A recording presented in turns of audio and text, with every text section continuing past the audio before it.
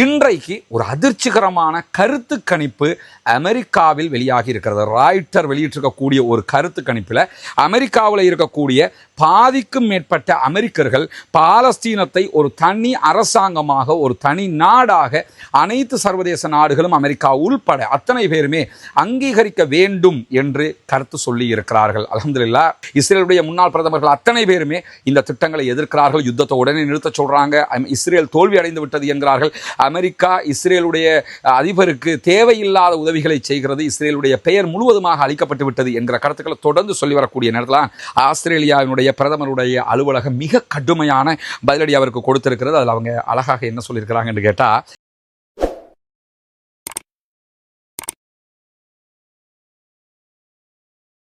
அஸ்ஸலாமு அலைக்கும் வரஹ்மத்துல்லாஹி வபரகாத்துஹு. அன்பிற்கினிய சகோதர சகோதரிகளே, நம் அனைவர் மீதும் ஏக இறைவனுடைய அமைதியும் கருணையும் உண்டாகட்டுமாக என்கிற உயரிய பிரார்த்தனைகளோடு, காசா மீதான இஸ்ரேலிய ஆக்கிரமிப்பு இராணுவத்தினுடைய தாக்குதல்கள் 684வது நாளாகவும் இன்றைக்கும் தொடர்ந்து வரக்கூடிய சூழல்ல இன்றைய நாளில் அங்கு என்னவெல்லாம் நடந்திருக்கிறது என்கிற செய்திகளை தான் நம்ம பார்க்க இருக்கிறோம். நமக்கெல்லாம் தெரியும், இந்த 684 நாட்களாக காசாவில் என்ன நடக்கிறது என்கிற செய்திகளை நாம் தொடர்ந்து உங்களுக்கு மத்தியிலே கொண்டு வந்து தந்து கொண்டிருக்கிறோம். எங்கே போனாலும், உள்நாட்டில் வெளியில் எங்கே போனாலும் அல்லது வெளிநாட்டுக்கு போனால் கூட நம்ம அதை மிஸ் பண்ணாமல் அந்த செய்தியை கொண்டு வந்து தருவதற்கான காரணம், அந்த மக்களுக்கான பிரார்த்தனை நம் ஒரு நாள் கூட மிஸ் பண்ணிடக்கூடாது. டெய்லி அவங்களுக்காக நம்ம அத்தனை பேரும் பிரார்த்திக்க கடமைப்பட்டிருக்கிறோம். அதனால தான் என்ன நடந்தாலும், என்ன ரிஸ்க் எடுத்தாலும், எத்தனை மணி ஆனாலும் இந்த வீடியோக்களை கொண்டு வந்து தர்றோம். இன்றைக்கும் நம்ம ஒரு வெளியூர் பயணத்தில் இருக்கிற காரணத்தினால தான் இந்த வீடியோக்கள் இந்த வடிவத்தில் உங்களுக்கு தரப்படுகிறது என்பதை புரிந்து கொள்ளுங்கள், அதை ஏற்றுக்கொள்ளுங்கள் என்கிற தாழ்மையான கோரிக்கைகளோடு 684வது நாளாகவும் இன்றைக்கும் இஸ்ரேல் நடத்தி வரக்கூடிய தாக்குதல்கள் காரணமாக காசாவுக்குள்ள கடந்த 24 மணி நேரங்களுக்குள்ளாக 58 அப்பாவிகள் கொல்லப்பட்டிருக்கிறார்கள், ஷஹீதாகி இருக்கிறார்கள். 185 பேர் இதுவரைக்கும் படுகாயம் அடைந்திருக்கிறார்கள் என்கிற செய்திகள் வெளியாகி இருக்கிற அதே நேரத்தில் காசாவினுடைய சுகாதார அமைச்சகமும் பாதுகாப்பு அமைச்சகமும் ஒரு முக்கியமான அறிவித்தலை விடுத்திருக்கிறார்கள். காசாவுடைய அப்பாவிகளுக்கு தயவு செய்து இஸ்ரேலும் அமெரிக்காவும் உணவு தருகிறோம் பேர் வழி என்கிற பேர்ல உங்களுக்கு உணவு தருவதற்காக அழைக்கக்கூடிய இடத்திற்கு உணவு தேடி செல்லாதீர்கள். ஏன்னா உணவு தர்றோம் வாங்கன்னு அழைச்சி தான் உங்களை கொன்று குவிச்சுக்கிட்டு இருக்கிறாங்க, உங்க மேல தாக்குதல் நடத்திக்கிட்டு இருக்கிறாங்க. எனவே அதை தவிர்த்து கொள்ளும் விதமாக அங்கே செல்லாதீர்கள் என்கிற அறிவிப்பையும் அந்த அப்பாவிகள் மீது விடுத்திருக்கிறார்கள். ஆனாலும் அந்த மக்கள் அதையும் மீறி அங்கே போவாங்க. காரணம் என்னன்னா, உயிரை விட தற்போது தங்களுடைய பிள்ளைகளுடைய உயிரையாவது காப்பாற்றிக்கிறணும், ஏதாவது கொஞ்சம் உணவு கிடைக்காதா என்கிற நிலை அவர்களுக்கு ஏற்பட்டிருக்கிறது. அந்த சோகத்தில் தான் அவர்கள் அங்கே சென்று கொண்டிருக்கிறார்கள் என்பதையும் நாம் புரிந்து கொள்ள வேண்டி இருக்கக்கூடிய இந்த சூழல்ல இன்றைக்கு ஒரு அதிர்ச்சிகரமான கருத்து கணிப்பு அமெரிக்காவில் வெளியாகி இருக்கிறது. ராய்ட்டர் வெளியிட்டிருக்கக்கூடிய ஒரு கருத்து கணிப்பில் அமெரிக்காவில் இருக்கக்கூடிய பாதிக்கும் மேற்பட்ட அமெரிக்கர்கள் பாலஸ்தீனத்தை ஒரு தனி அரசாங்கமாக, ஒரு தனி நாடாக அனைத்து சர்வதேச நாடுகளும் அமெரிக்கா உள்பட அத்தனை பேருமே அங்கீகரிக்க வேண்டும் என்று கருத்து சொல்லி இருக்கிறார்கள். அல்ஹம்துலில்லாஹ், அமெரிக்கா அங்கீகரிக்குதா இல்லையா என்பதை தாண்டி யூதர்கள் யார், ஜியோனிஸ்டுகள் யார், இஸ்ரேல் என்றால் யார், அமெரிக்கா என்றால் யார், அமெரிக்காவினுடைய அரசாங்கம் என்றால் யார் என்கிறதையெல்லாம் சர்வதேசமே இன்றைக்கு மிக தெளிவாக புரிந்து கொண்டிருக்கு. நம்ம மீண்டும் மீண்டும் சொல்லுகிற ஒரு விஷயம்தான், இந்த காசாவினுடைய வார் வர்றதுக்கு முன்னாடியெல்லாம் நீங்கள் பார்த்தீங்கன்னு சொல்லி சொன்னால், ஒரு தாடி வச்சிருந்தா, கொஞ்சம் ஒரு தொப்பியை போட்டிருந்தா, ஒரு ஜுப்பாவை போட்டிருந்தா, அல்லது ஒரு ஒரு முகத்தை மூடின ஒரு இஸ்லாமிய பெண்ணாக இருந்தால், அல்லது ஒரு ஹிஜாப் அணிந்த ஒரு இஸ்லாமிய பெண்ணாக இருந்தால், அல்லது பேர் ஏதோ முஸ்லீம் பேர் ஒன்று, அரபு பேர் ஒன்று வச்சிருந்தாங்கன்னு சொன்னால் அவர்கள் பயங்கரவாதிகள், தீவிரவாதிகள் என்கிற ஒரு கண்ணோட்டம் அனைத்து சர்வதேச ஊடகங்களாலும் உண்டாக்கப்பட்டிருந்த சூழல்ல இந்த காசாவினுடைய வாருக்கு பிறகுதான் உண்மையான பயங்கரவாதிகள் யார், உண்மையான தீவிரவாதிகள் யார் என்பது உலகத்திற்கே தெரிய வந்திருக்கிறது. அந்த அடிப்படையில் அமெரிக்காவில் ராய்ட்டர் அவர்களுடைய ஊடகமே ஒரு கருத்து கணிப்பை மேற்கொண்டிருக்கிறது. அந்த கருத்து கணிப்பில் 58% அமெரிக்கர்கள், அமெரிக்காவில் வாக்களிக்கக்கூடிய, அமெரிக்காவினுடைய சிட்டிசன்ஷிப்பில் இருக்கக்கூடிய 58% காசாவில் யுத்தம் நிறுத்தப்பட வேண்டும், பாலஸ்தீனத்தை இனிமேலும் புறக்கணிக்க முடியாது, பாலஸ்தீனத்தை ஒரு தனி அரசாங்கமாக, ஒரு தனி நாடாக அங்கீகரிக்க வேண்டும் என்கிற கருத்துக்களை வெளியிட்டிருக்கிறார்கள். 58 பேர் என்று சொன்னால் 42% பேர் தான் அதுக்கு மாற்றமாக இருக்கிறாங்க. 58% சதவீதமானவர்கள் என்று சொல்லும்போது நாட்டின் பாதிக்கு மேற்பட்ட சதவீதத்துக்குரிய மக்கள் இந்த கருத்துக்களை சொல்லியிருக்கிறார்கள் அல்ஹம்துலில்லாஹ் என்கிற நிலையில் 65% அமெரிக்கர்கள் காசாவில் பஞ்சத்தால் பட்டினியால் வாடிக்கொண்டிருக்கக்கூடிய மக்களுக்கு உடனடியாக அமெரிக்கா நேரடியாக இஸ்ரேலோடு சம்பந்தப்படாமல் உதவிகளை வழங்க வேண்டும் என்கிற கருத்துக்களையும் சொல்லியிருக்கிறார்கள். எனவே அமெரிக்காவினுடைய அரசாங்கம் இனவாதம் செய்தாலும், அமெரிக்காவினுடைய அரசாங்கம் இஸ்ரேலை ஆதரித்தாலும், அமெரிக்காவினுடைய பொதுமக்கள் பாலஸ்தீனத்திற்கு ஆதரவாக இருக்கிறார்கள் என்கிற ஒரு பேருண்மை இன்றைக்கு வெளியாகி இருக்கக்கூடிய சூழல்ல தான் காசா நகரத்தை ஆக்கிரமிக்கிற திட்டத்தை அறிவித்து தற்போது காசாவுக்குள்ள யுத்தத்தை ஆரம்பித்திருக்கிறது இஸ்ரேலிய ஆக்கிரமிப்பு இராணுவம்ங்கிறதெல்லாம் நமக்கு தெரியும். ஜாய் டவுன் பகுதிகள் எல்லாம் பலத்த போர் நடந்து கொண்டிருக்கிறது. நேற்று பாலஸ்தீன விடுதலை அமைப்பினர் அவர்களுடைய எலைட் யூனிட்டை களத்தில் இறக்கி இருக்கிறார்கள். பயங்கரமான சண்டை மோதல்கள் நடைபெற்று வரக்கூடிய இந்த சூழல்ல காசாவை ஆக்கிரமிப்பது என்பது இஸ்ரேலிய ஆக்கிரமிப்பு இராணுவத்திற்கு ஒரு பயங்கரமான மரண பொறி என்கிறார் இஸ்ரேலுடைய முன்னாள் பிரதமர்களில் ஒருவராக இருக்கக்கூடிய எஹூட் பராக். இஸ்ரேலுடைய முன்னாள் பிரதமர்கள் அத்தனை பேருமே இந்த திட்டங்களை எதிர்க்கிறார்கள். யுத்தத்தை உடனே நிறுத்த சொல்றாங்க. இஸ்ரேல் தோல்வி அடைந்து விட்டது என்கிறார்கள். அமெரிக்கா இஸ்ரேலுடைய அதிபருக்கு தேவையில்லாத உதவிகளை செய்கிறது, இஸ்ரேலுடைய பெயர் முழுவதுமாக அளிக்கப்பட்டு விட்டது என்கிற கருத்துக்களை தொடர்ந்து சொல்லி வரக்கூடிய நேரத்தில் எஹூட் பராக்கினுடைய இந்த கருத்து வெளியாகி இருக்கிறது.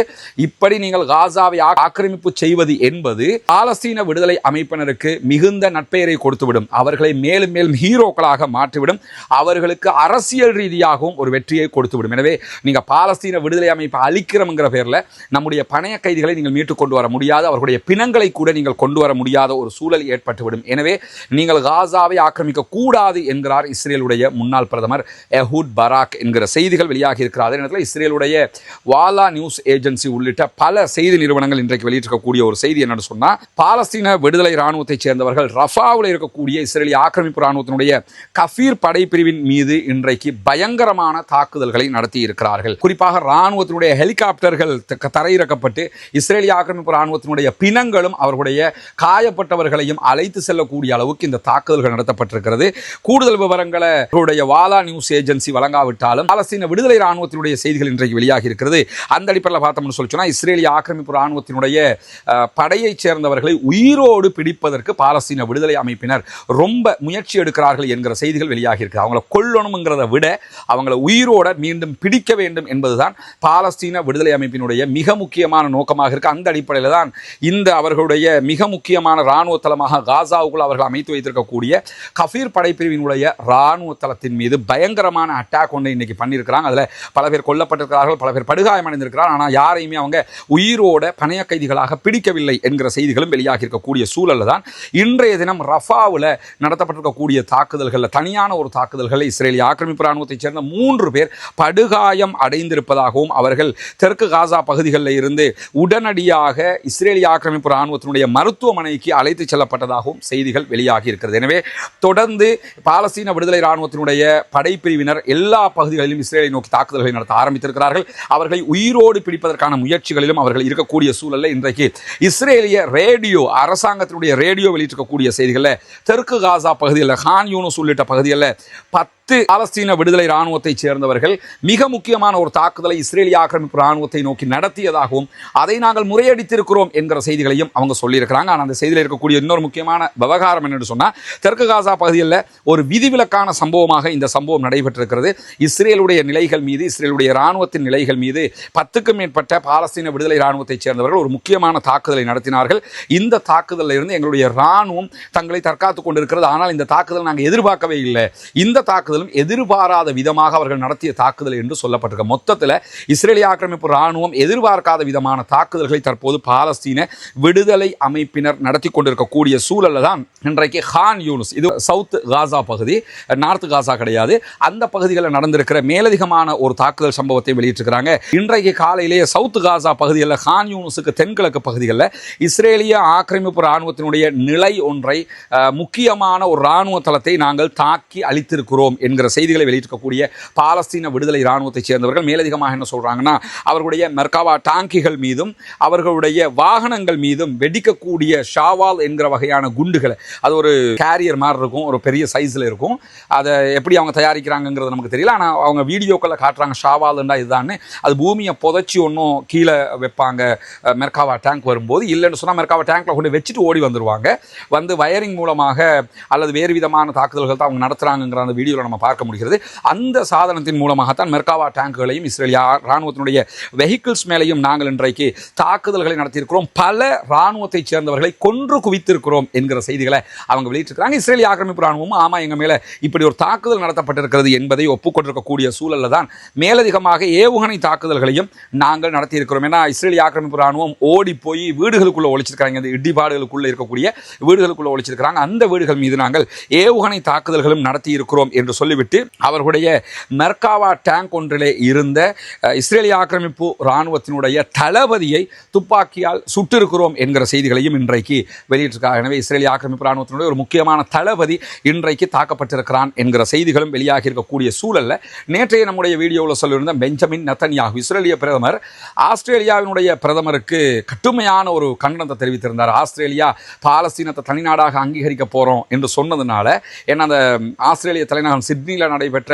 ஆர்ப்பாட்டம்ங்கிறது பெரியோரு விவகாரமாக மாறினதுக்கு பிறகு ஆஸ்திரேலியா பாலஸ்தீனத்தை செப்டம்பர்ல நாங்கள் தனிநாடாக அங்கீகரிக்க போறோம் என்று சொல்லிக் கொண்டிருக்கும் போது அதற்கு பதிலளித்திருந்த இஸ்ரேலிய பிரதமர் பெஞ்சமின் நெத்தன்யாகு என்ன சொல்லியிருந்தார்னு சொன்னா, அல்பானிஸ் ரொம்ப பலவீனமான ஒரு பிரைம் மினிஸ்டர், அதை தாண்டி அவர் வரலாற்றிலே யூதர்களை அழித்தவர் அல்லது பாதுகாப்பதற்கு தவறியவர் என்கிற அவப்பெயரை சுமப்பார் என்று அவர் சொல்லியிருந்தார். அதற்கு இன்றைக்கு பதிலளித்திருக்கக்கூடிய ஆஸ்திரேலியாவினுடைய பிரதமருடைய அலுவலகம் மிக கடுமையான பதிலடி அவருக்கு கொடுத்திருக்கிறது. அதில் அவங்க அழகாக என்ன சொல்லியிருக்கிறாங்க என்று கேட்டால், மக்களை கொன்று குவிப்பதும், அதிகமான மக்களை கொன்று குவிப்பதும் அல்லது அதிகமான மக்களை பட்டினியில போட்டு கொள்ளுவதும், குழந்தைகளுடைய எண்ணிக்கையை கொள்றதுனால அதிகரிக்கிறது அல்லது பட்டினி போட்டு அதிகரிக்கிறது, அதனூடாக அதிகாரத்தை அளவிடுவது எங்களுடைய பணி அல்ல. நீங்க என்ன நினைச்சுக்கிட்டு இருக்கீங்க? அதிகாரம் என்னன்னா குழந்தைகளை கொள்றது, பெண்களை கொள்றது, யுத்தத்தில் இத்தனை பேரை நாங்கள் கொன்றோம் தெரியுமா என்று சொல்லி அப்பாவிகளை கொள்வதை நீங்கள் அதிகாரமாக நினைக்கிறீர்கள். ஆஸ்திரேலியா ஒரு நாளும் அப்பாவிகளை கொள்வதை அதிகாரமாக நினைத்ததில்லை. எனவே நீங்கள் எதை வேண்டுமென்றாலும் சொல்லலாம், பாலஸ்தீனத்தை தனிநாடாக அங்கீகரிக்கிற விவகாரத்தில்